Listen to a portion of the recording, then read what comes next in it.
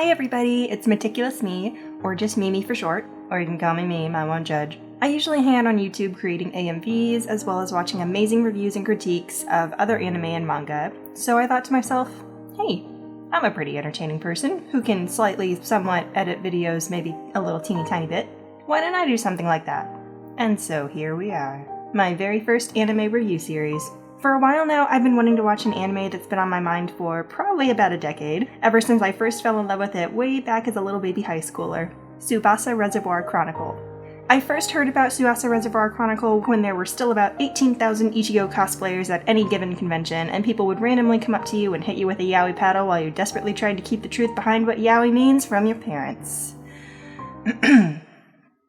Must have been 2010. Anyway, Funimation was promoting the OVA DVDs, and I was just absolutely taken by its story. Yes, definitely the story. Nothing but the story.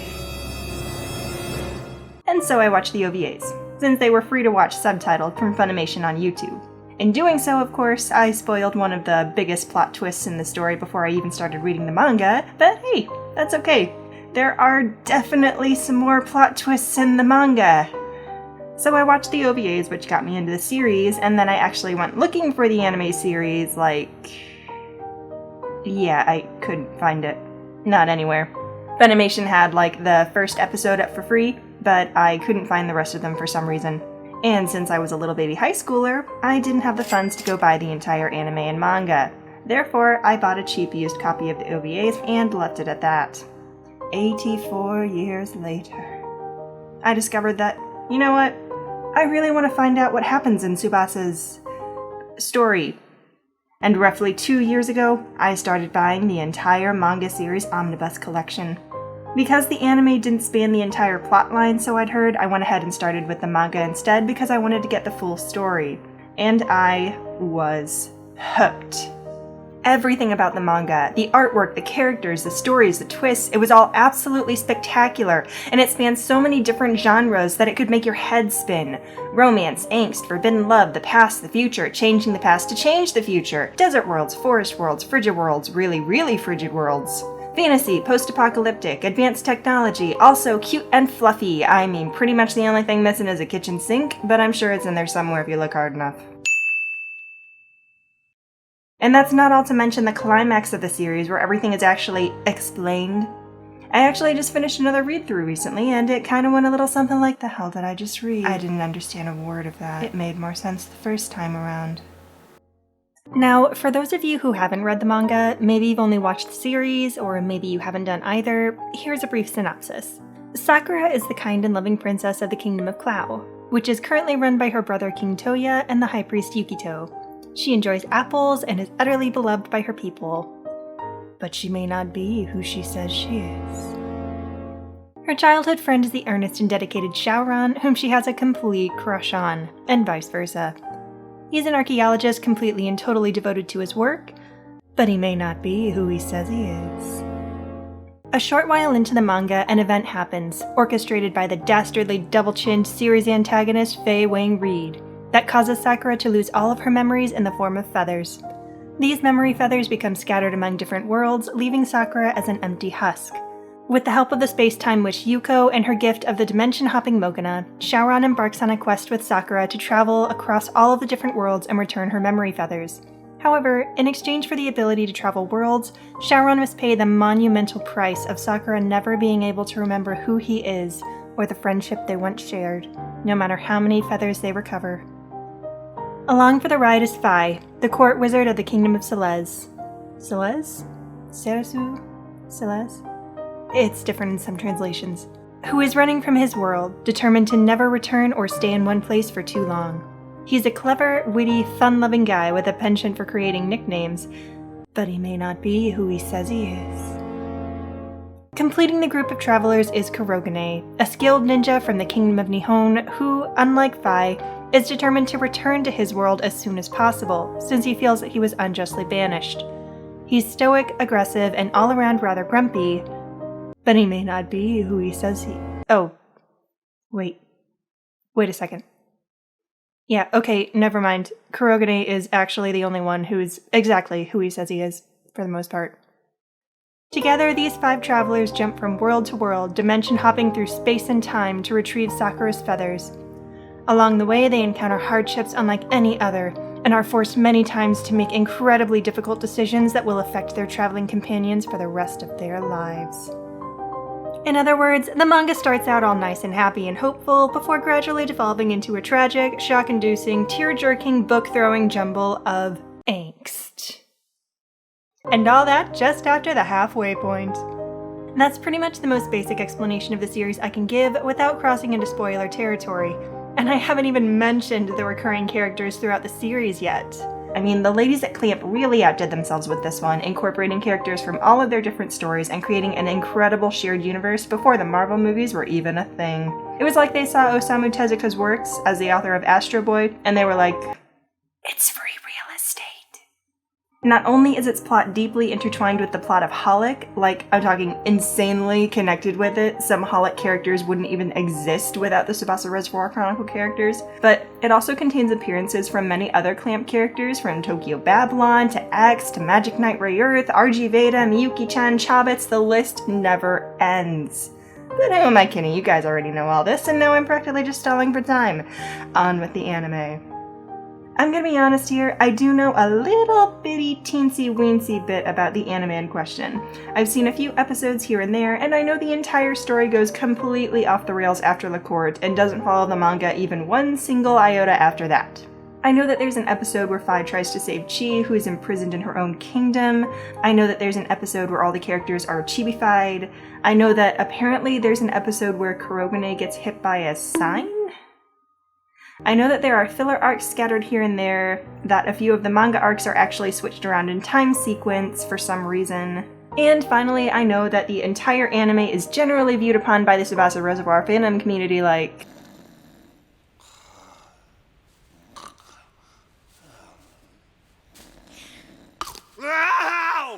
But despite all of that, I'm actually really excited.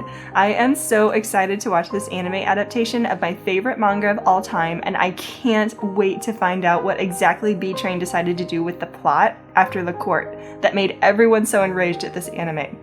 And also, you know what else I'm excited for? Yuki Kajiura and her godlike compositions.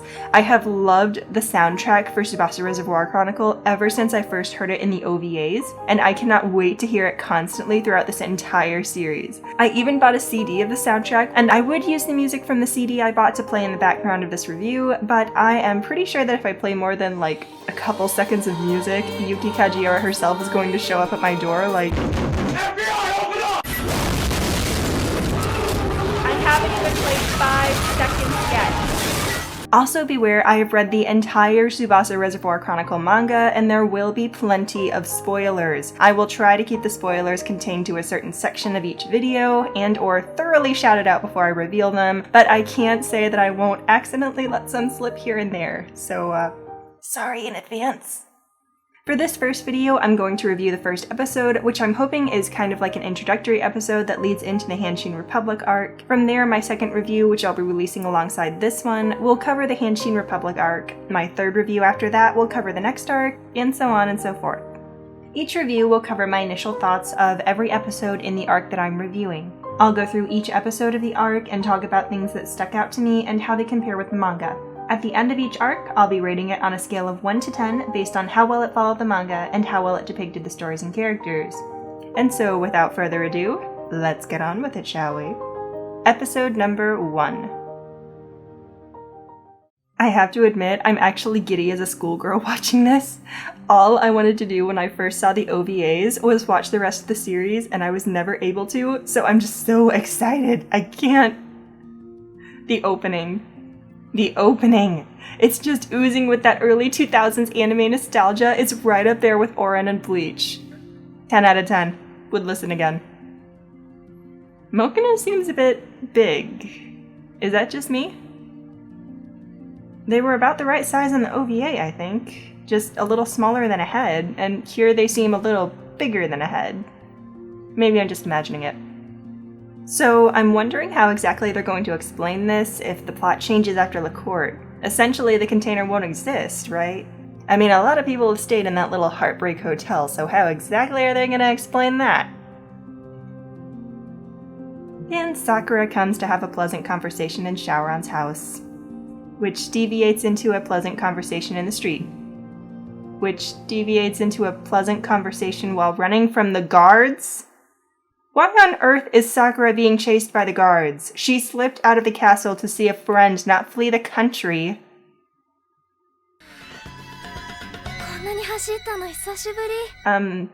Sakura, did you even run? You were kind of a balloon there for a little while. I will say that anime Shaoran does seem to be showing a lot more open interest in Sakura, which is nice. He kind of starts out as a bit more tame in the manga, just treating Sakura like a princess, which does show his personality and respect for her, I'll give him that. And then later on in the manga, he starts showing a lot more affection towards her. But in the anime, Shaoran just has it all out in the open, first thing, and I love it. His heart is just on his sleeve for her.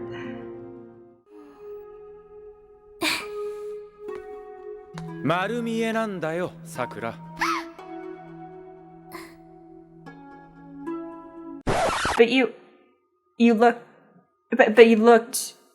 looked right.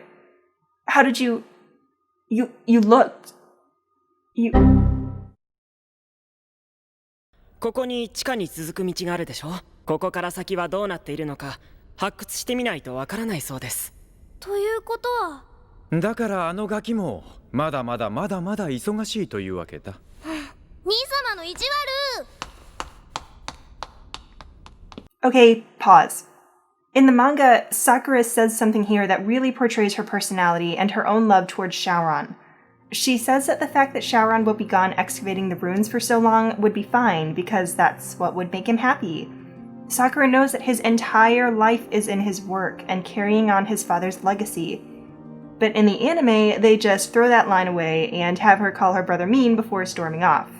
Instantly, all the character development and affection she showed for Shaoran in that one instant in the manga is just sort of completely lost. Oh, okay. We're at Kurogane already. And now just on to Phi.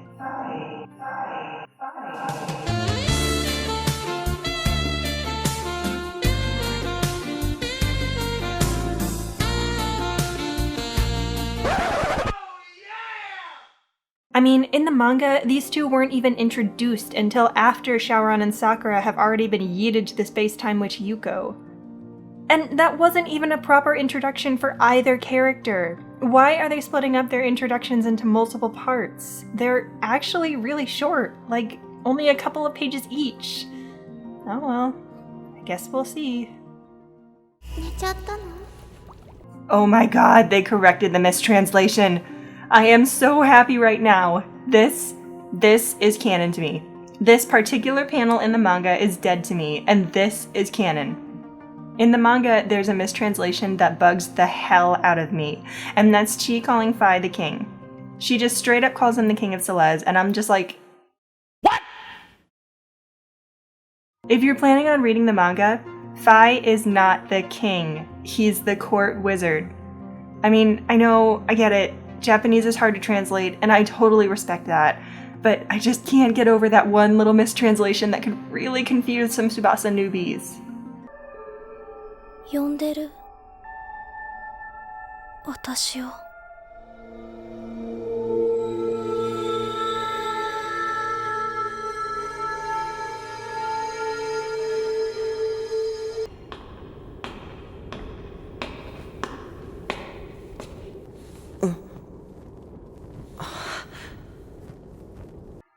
Wow, everything's moving really fast. Am I watching this at 2 times speed? No? It's really this fast-paced? It's like B-Train took the first few volumes and tried to turn it into an anime, like... Let me explain. No, there is too much. Let me sum up.